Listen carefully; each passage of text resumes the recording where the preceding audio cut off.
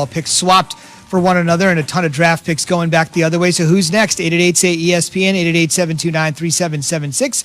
Key J and Z on Twitter. It's time for Straight Talk, brought to you by Straight Talk Wireless. A little straight talk here on Matt Stafford before we get to what could be a ransom. I mean, if you think they got a lot for Stafford, think about this. Stafford is going to turn 33. It's an early birthday present. He's going to turn 33 on February 7th. He's at $43 million for the next 2 years, which frankly is extremely reasonable by NFL standards. The oft-injured Stafford in 2020, believe it or not, very quietly, actually played all 16 games. So we will see what it means for the Rams. What does it mean for the Texans? Because as you know, you swap number one overall picks, but the number one offseason target is still waiting out there for somebody. That, of course, is Deshaun Watson. John McClain of the Houston Chronicle was on Sunday morning on ESPN Radio and essentially said whatever happened over the weekend doesn't mean anything going forward regarding you-know-who. First of all, it's got nothing to do with anything with Deshaun Watson. That trade beat chicken feed compared to what the Texans would ask for Watson. They're adamant that they will not trade him. General Manager Nick Caserio said they have zero interest Friday at David Culley's introductory Zoom conference call with the media, and that's the way it is. Watson responded by scrubbing Texans from all his social media platforms, so he's digging in, they're digging in, but the bottom line is, why would you want to force a player to lose millions and millions of dollars by holding out instead of getting a king's ransom? Seems like a fair question, Key. Yeah, it's going to always, the next guy is going to always get more. When somebody goes before you, the next guy is going to, that is a certain level. In contract situations, it happens all the time. And I can see the same thing with Deshaun. Instead of 2 number ones, there's 3 number ones. And instead of a 3rd round pick, maybe there's 3 ones and a 2 and a quarterback back.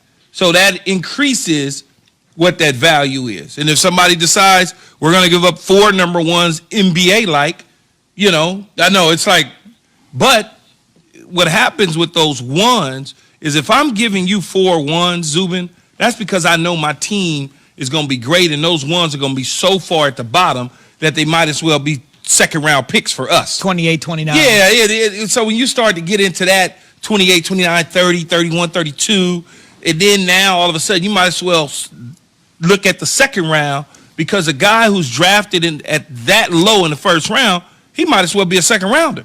I mean, it's the same sort of number. When you get top 50 picks, they're pretty much the same, value. And so I think that is how teams would look.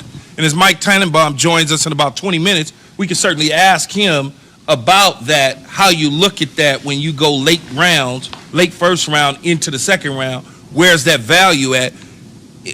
I don't know if the Texans can hold on to Deshaun because it seems like clearly to me, especially when I played, Madden with him the other night, and it felt like Deshaun certainly was going to not be a Texan moving forward. Just in small conversation, Jay.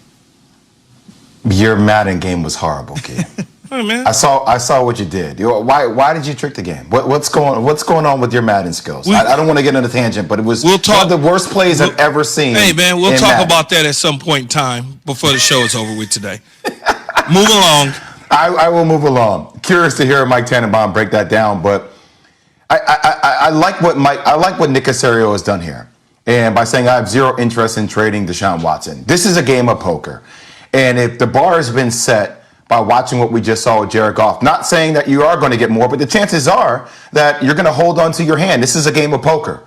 You hold on to your hand, you keep letting the cards flip over, and you sit there. You say, okay, I know what hand I have. Who else wants to come to the table? If I saw the Rams get fleeced the way they did by Detroit for that asset, I'm going to sit there and say, I'm going to make sure I get as much as I asked for, and it's deserving, because I can wait until the last second. Now, granted, they're in a position of strength, and I don't think they should move from that position at all. And I think in terms of Deshaun, Zubin, what he has to do is he has to take care of himself, though, right? And what I mean by that is he has to continue to train at a high level.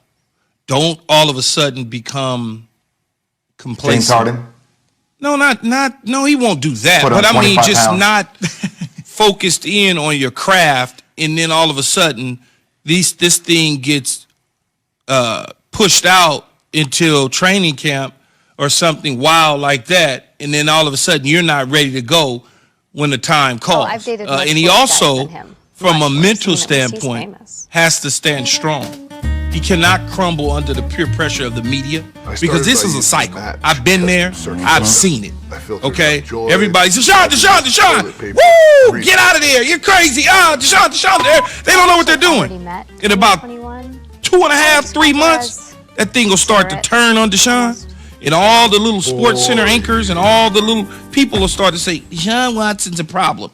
This guy, and he cannot crumble under that. He has to stay firm in his decision. He cannot all of a sudden cave because people are going to say, well, you know, Deshaun is a great guy, but I don't know, this is hurting him. His agent is really hurting him. Don't listen to that. Just keep training and stay strong. Be committed to it if you're going to do it. You got to be committed to it. And when I say committed to it and going to do it, I mean if you're going to stand firm and you want out, put your house up for sale, let's start going. Let's do it. So will Watson? Zubin, don't let him call you little now. Don't let him call the Sports Center people little now. Don't let him like do that. that. And then use I'm the Mike just saying- Tannenbaum voice. Don't let him do that. I'm Zubin. just saying the news people, man. You know, they start, you know how these cycles go. Zubin. I hear what you're talking about. We're all in this corner today, but in about 2.5 months, if the deal isn't done or something, they'll turn the tide on you in a heartbeat. I've lived it, man. I've lived it. I've watched it for many years. Watching on TV, the only thing I saw yesterday was bread flying off the shelves. That's what you have to see when the snow is coming, but we'll wait to see what happens with Jeez. Watson.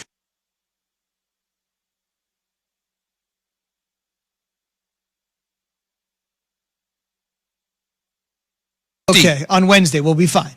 But until Wednesday, batten down the hatches. So the question is, which quarterback domino will fall next? Will it be Watson? Will it be somebody else? 888-ESPN, 888-729-3776. Straight Talk Wireless, no contract, no compromise. Last word here for the three quarterbacks, the two Delt and Watson. The reality is Watson's in a special case because he's your long-term answer no matter what. If it doesn't work out with Matt Stafford and the Rams, look, it's just a 2-year deal. They can be done. And for Jared Goff, they could flip him easily. 2 years are really left. They can draft the last top 10 pick. Did you hear what you just said, though? What's that? You heard just because you said it. You said 2 years. Think about all the Rams gave up for 2 years. Yeah. I mean, I'm sure he's going to get a long-term extension. Right. But the mere thought of just 2 years for all that ransom for 2 years. Right. That's crazy. Could get out from under it. They could get out from under Goff after 2 years and draft somebody in the top 10 even this year. Yeah, if but they want. Detroit wins in that situation where the Rams is all in for the next 2 years, and if it doesn't go the way that it's supposed to go, you just gave away 2 first-round picks, a third-round pick, and it's just a lot. The Lions' new leadership got 6-year deals for a reason. On the way, is this Super Bowl actually more important to Mahomes rather than Brady? Even though where you know Super Bowl 55 is being played. That's after Jay has this from DraftKings. Football fans, I need your attention, so listen up. That's right, DraftKings, the official daily fantasy partner of Super Bowl 55, has up to $55 million in total prizes up for grabs with their Super Bowl prediction pool.